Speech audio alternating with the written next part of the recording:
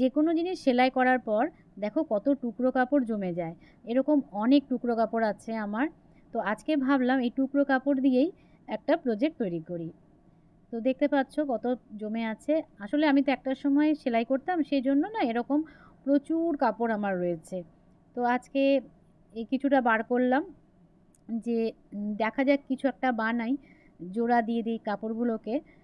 নাহলে দেখো যে বেশ ছোট বড় মিলিয়েই কাপড়গুলো থাকে। তো এগুলো ফেলে দিতেও ভালো লাগে না। যেহেতু আমি সেলাইয়ের কাজটা জানি, সেই জন্য মনে হয় কিছু না কিছু একটা বানিয়ে রেখে দিই। মানে কাজে তো এসেই যাবে, তাই না? সেই জন্য। তো দেখো আমি না এরকম যেরকম যেরকম কাপড় আছে সেখান থেকে মোটামুটি ওই ধরো 2 ইঞ্চিস মতন কাপড় নিয়ে এরকম লম্বা লম্বা করে কেটে নিচ্ছি। ঠিক আছে? এই দেখো যত রকমের কাপড় আমার কাছে রয়েছে। তো সব সমান সাইজের থাকে না, তো সেই জন্য একটু মাপ করে কেটে নিতে হয়। তো এইভাবে আমি কেটে নিলাম।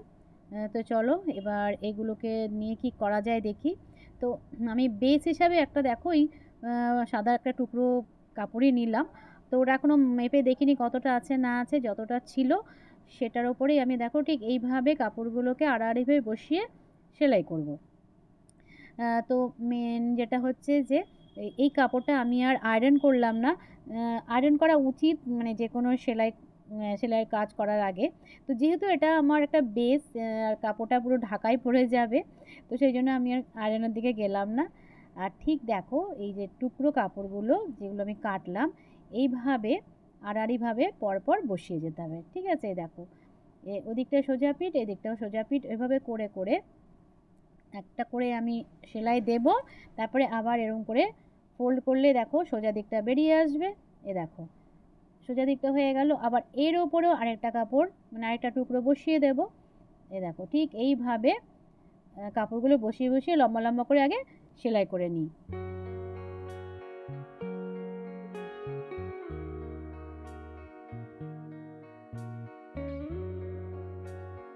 দেখো একটার পর একটা কাপড় যখন জোড়া দিচ্ছি দেখতে কত ভালো লাগছে।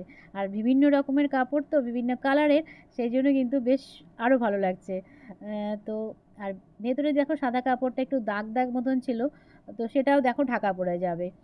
সেই জন্য ওটাকে আর আয়রন করিনি ইচ্ছা করে। দেখো বুঝতেই পারছো যে এখন আমি ওপর থেকে কাপড়গুলো সেলাই করছি মানে টুকরোগুলো, অটোমেটিক ওই কাপড়টা ঢাকা পড়ে যাচ্ছে মানে হোয়াইট কাপড়টা। তো এবারে দেখো পরপর পরপর আমি যখন সেলাই করছি কত ভালো লাগছে দেখতে। ভীষণ কালারফুল একটা ব্যাপার হবে আর কি। ঠিক এইভাবে আড়াআড়িভাবে আমি বসাচ্ছি। তারপরে সোজাসুজিভাবেও বসানো যায়, বিভিন্ন রকম ডিজাইনের করা যায়। আর এই কাপড়টা দেখো একটুখানি মানে এই টুকরোটা একটু ছোট হয়ে গেল, সেখানে আমি আবার এই কাপড়টাকে একটু জোড়া দিতে হবে। ঠিক আছে? জোড়া দিয়ে আবার ওই লেন্থে নিয়ে আসতে হবে। তো একটু জোড়া দিয়ে দিলাম। মানে এটা পুরো জোড়াতালিরই একটা কাজ হচ্ছে, বুঝতে পারছো?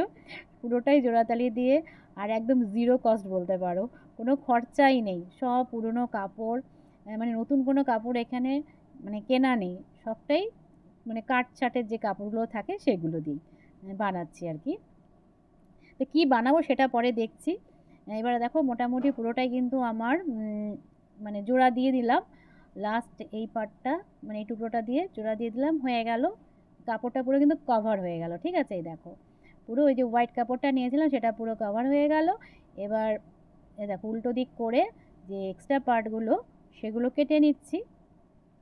এবারে দেখো কত ভালো লাগছে দেখতে। একটুখানি দেখো জোড়া সবই জোড়াতালি দিয়ে করতে হলো, একটু সময় সাপেক্ষ ব্যাপার। একটু মানে হয় না, সময় নিয়ে এসব কাজ করতে পারলে দেখতে কিন্তু বেশ ভালো হয়, ভালো লাগে। তো দেখলাম মাপ দিয়ে আমার 17 বাই 17 ইঞ্চেস মতন দেখাচ্ছে চারিদিকে। তো ভাবলাম এটা দিয়ে একটা তাহলে কুশন কাভারই তৈরি করে নিই, নাহলে ম্যাট জাতীয় কিছু বানানো যেত।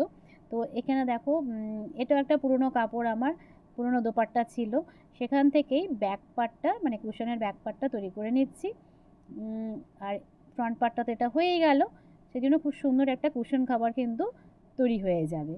তো এই দেখো কুশনের ব্যাক পার্টটা তো এইভাবে করতে হয়, একটা পার্ট বড় একটা একটু ছোট নিতে হয়, এইভাবে এই যে একটার উপর আরেকটা এইভাবে দিয়ে চারপাশটা সেলাই করে নিতে হবে। তাহলে কিন্তু খুব সুন্দরভাবে দেখো কভার তৈরি হয়ে যায়, কোনো চেন বসানোর দরকার হয় না। এইভাবে যদি কুশন কভার তৈরি করা নেওয়া যায় খুবই সুন্দর হয়। দেখতেই পাচ্ছ আমি যতগুলো কুশন কভার তৈরি করি ঠিক এই প্রসেসেই করি, তাহলে না চেন লাগানোর ঝক্কিটা থাকে না আর কি। তো দেখো কত সুন্দর একটা কাভার তৈরি হয়ে গেল। সবটাই দেখো পুরনো কাপড় দিয়ে কিন্তু পুরনো বলতে টুকরোগুলো নতুন কাপড়েরই আর কি, সব যেগুলো বেঁচে থাকে সেই কাপড়েরই আর কি। তো ফাইনালি দেখো কাভারটা খুবই ভালো লাগছে।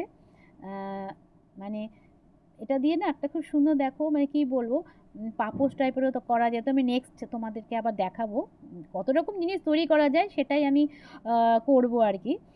এবার দেখো কুশনে ভরিয়ে দিচ্ছি কাভারটা, কত ভালো লাগছে, ভীষণ সুন্দর, মানে একটা কালারফুল কুশন কাভার হয়ে গেছে বলতে পারো, ডিজাইনার কালারফুল কুশন কাভার। কিন্তু দেখো পুরো জোড়া দিয়ে দিয়ে, হ্যাঁ জোড়া তালিয়ে দিয়ে একটা কুশন কাভার তৈরি করলাম, খুবই ভালো লাগছে। তো দেখো ফাইনাল লুকটা এবার।